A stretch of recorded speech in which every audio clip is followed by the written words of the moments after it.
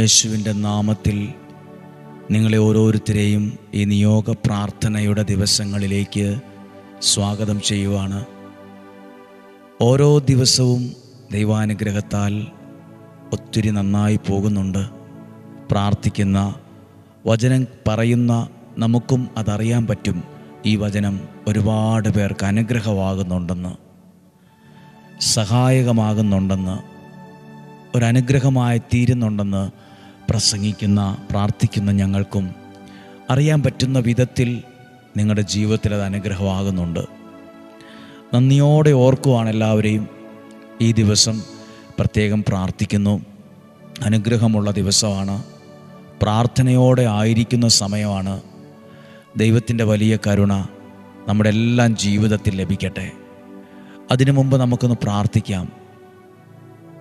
കർത്താവെ, നിയോഗ പ്രാർത്ഥനയിൽ പങ്കെടുക്കുന്ന ഓരോ വ്യക്തികളെയും, ഓരോ കുടുംബങ്ങളെയും, ഓരോ യുവതി യുവാക്കൾ, കുഞ്ഞുങ്ങൾ സകലരെയും അങ്ങയുടെ നാമത്തിൽ ഞങ്ങൾ അനുഗ്രഹിച്ച് പ്രാർത്ഥിക്കുന്നു. പ്രാർത്ഥിച്ചേ കർത്താവായ യേശുവേ, നിയോഗ പ്രാർത്ഥനയിൽ പങ്കെടുക്കുന്ന എന്നെയും എൻ്റെ കുടുംബത്തെയും, ഞാനായിരിക്കുന്ന അവസ്ഥയെയും, എൻ്റെ ശരീരത്തെയും മനസ്സിനെയും തലമുറകളെയും ശുശ്രൂഷകളെയും എൻ്റെ ഇടവകയെയും ഞാനുമായി ബന്ധപ്പെട്ട് നിൽക്കുന്ന എല്ലാ പ്രവർത്തനങ്ങളെയും, എൻ്റെ വീടിരിക്കുന്ന സ്ഥലത്തെയും നാലതിരുകളെയും ഓരോ മുറികളെയും കയറി വരുന്ന വഴികളെയും എൻ്റെ വാഹനങ്ങളെയും തിരുരക്തത്താൽ വിശുദ്ധീകരിച്ച് അങ്ങയുടെ വചനത്താൽ നിറച്ച് പരിശുദ്ധാത്മാവിനാൽ തന്നെ നയിക്കണമേ.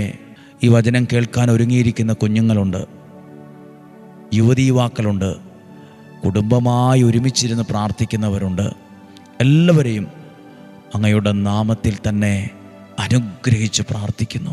ഈ വചനം അയച്ചു കൊടുത്ത് ദൈവ ശുശ്രൂഷ ചെയ്യുന്ന ഒത്തിരി മനുഷ്യരുണ്ട്. അവർ ദൈവവചനം ഇന്ന് പങ്കുവച്ച് കൊടുക്കുന്ന ഒരാളായി മാറിയിട്ടുണ്ട്. അനുഗ്രഹമാണത്, ഭാഗ്യമാണത്, അത് ദൈവ പദ്ധതിയുടെ ഭാഗമാണ്. നിങ്ങളെ ദൈവനാമത്തിൽ അനുഗ്രഹിച്ച് പ്രാർത്ഥിക്കുന്നു. ആമേൻ. പ്രാർത്ഥനയോടെ ഈ വചനം കേൾക്കാം. ദൈവത്തിൻ്റെ കരുതലിനെ കുറിച്ചാണ്. വിശുദ്ധ മത്തായിയുടെ സുവിശേഷം 17-ാം അധ്യായം 24-ാമത്തെ വാക്യം. അവർ കഫർനാമിലെത്തിയപ്പോൾ ദേവാലയ നികുതി പിരിക്കുന്നവർ പത്രോസിൻ്റെ അടുത്തു വന്ന് ചോദിച്ചു, നിങ്ങളുടെ ഗുരു ടാക്സ് ഒന്നും കൊടുക്കുന്നില്ലേ, നികുതി കൊടുക്കുന്നില്ലേ എന്ന് ചോദിച്ചു. ഒന്ന് ശ്രദ്ധിക്കേണ്ട ഒരു കാര്യമാണ്, ടാക്സുമായി ബന്ധപ്പെട്ട കാര്യമാണ്. നിങ്ങളുടെ ഗുരു ടാക്സ് അടയ്ക്കുന്നില്ലേ, ദേവാലയ നികുതിയൊന്നും അടയ്ക്കുന്നില്ലേ എന്ന് ചോദിച്ചു. അവൻ പറഞ്ഞു, ഉവ്വ് അടയ്ക്കുന്നുണ്ട്. പിന്നീട് വീട്ടിലെത്തിയപ്പോൾ യേശു ചോദിച്ചു, ശിമയോനെ, നിനക്കെന്തു തോന്നുന്നു? ഭൂമിയിലെ രാജാക്കന്മാർ ആരിൽ നിന്നാണ് നികുതിയോ ചുങ്കമോ പിരിക്കുന്നത്? 27-ാമത്തെ വാക്യം. എങ്കിലും ഇടർച്ചയുണ്ടാകാതിരിക്കാൻ നീ കടലിൽ പോയി ചൂണ്ടയിടുക. ആരോടാ പറഞ്ഞത്? ശിമയോനോടാണ് പറഞ്ഞത്. ഞാനൊരു കാര്യം ചോദിക്കാം. യേശുക്രിസ്തുവിൻ്റെ ശിഷ്യന്മാരിൽ സാമ്പത്തികം കൈകാര്യം ചെയ്തുകൊണ്ടിരുന്നത് യൂദാസാണ്. സത്യം പറഞ്ഞാൽ ടാക്സ് അടയ്ക്കേണ്ട ഡ്യൂട്ടി, ഉത്തരവാദിത്വമൊക്കെ അദ്ദേഹത്തിനാണ്. യേശു അങ്ങനെ ഒരു പ്രതിസന്ധി വരുമ്പോൾ, ഒരു ചോദ്യം വരുമ്പോൾ യേശു പറയേണ്ടത് ശിമയോൻ പത്രോസിനെ വിളിച്ചല്ല. സത്യം, എൻ്റെ ഒരു ചിന്ത പറയുവാണ്, യൂദാസിനോടാണ് പറയേണ്ടത്, നീ ടാക്സ് അടച്ചില്ലേ, എൻ്റെ കാര്യങ്ങളൊക്കെ നോക്കണ്ടായിരുന്നോ എന്ന് ചോദിക്കും. സാമ്പത്തികം കൈകാര്യം ചെയ്യുന്ന ആളുടെ കടമയാണത്. പക്ഷേ പത്രോസിനോടാണ് യേശു പറഞ്ഞത്. ഇനി അടുത്ത കാര്യം ശ്രദ്ധിക്കണം. എന്താ ചെയ്ത്? 27-ാമത്തെ വാക്യം.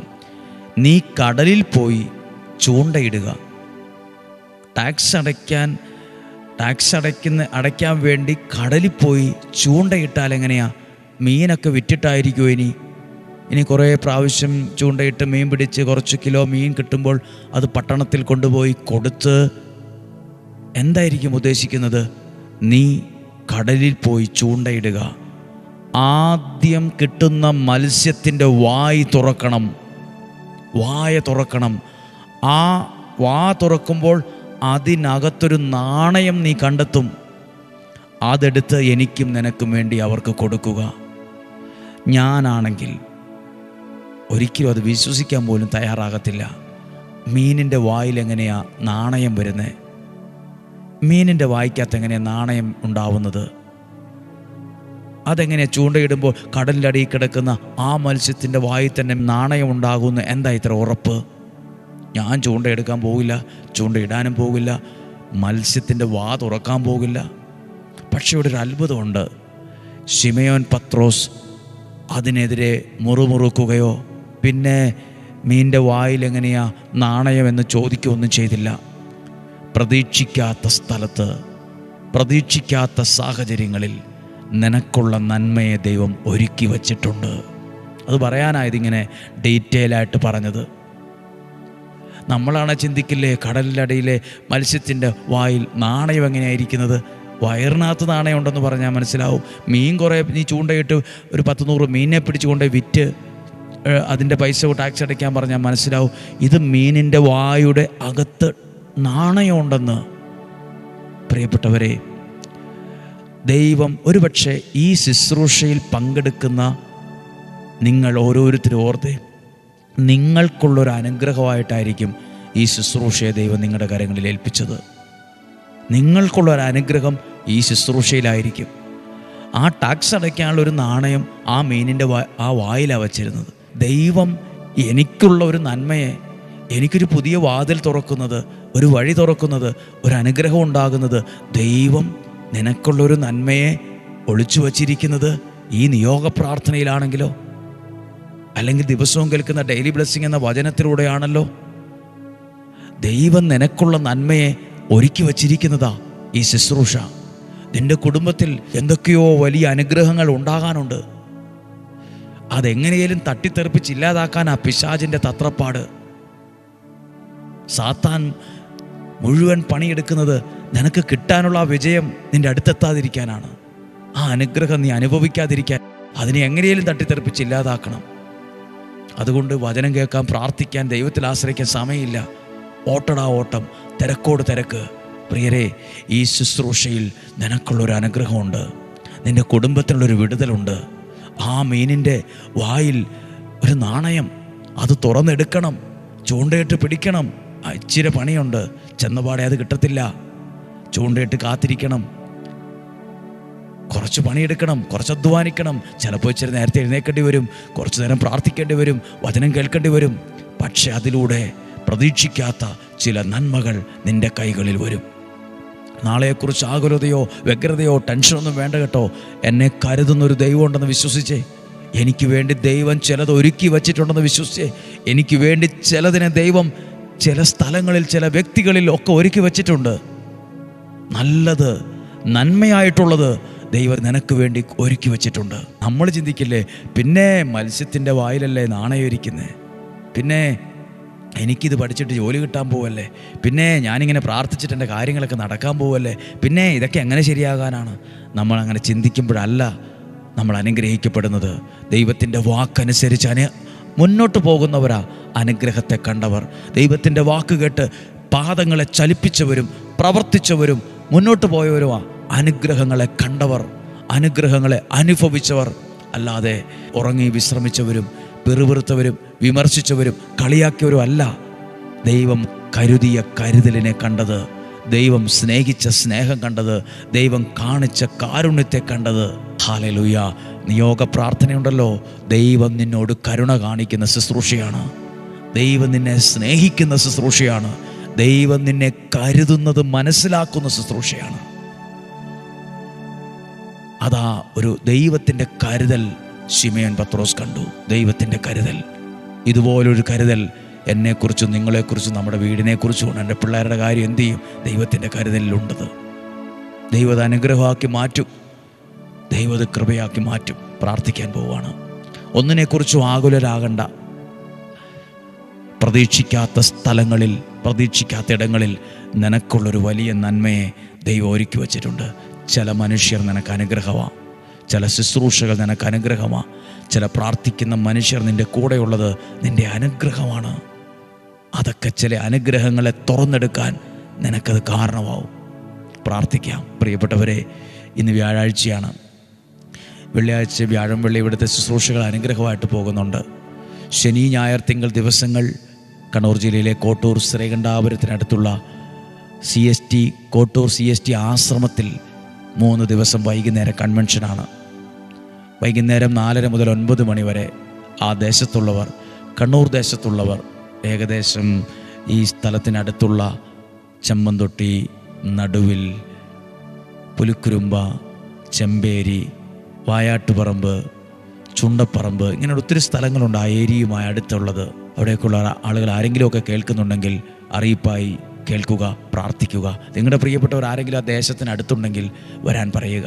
ദൈവം അനുഗ്രഹിക്കട്ടെ. അനുഗ്രഹത്തിന് 3 ദിവസങ്ങൾ നമുക്ക് പ്രയോജനപ്പെടുത്താം. നിയോഗ പ്രാർത്ഥന എടുത്ത് കയ്യിൽ വയ്ക്കാമോ? നിയോഗം എഴുതി വെച്ചെന്നിട്ട് അതിന്മേൽ വിശ്വാസത്തോടെ കരങ്ങൾ വെച്ച് പ്രാർത്ഥിച്ച് ഇന്ന് കേട്ട വചനം ഞാൻ വിശ്വസിക്കുന്നു, ഇന്ന് കേട്ട വചനത്തിലൂടെ പ്രാർത്ഥിക്കുന്നു. നിയോഗ കൊന്തയുണ്ടെങ്കിൽ കയ്യിലെടുത്ത് പിടിക്കാം.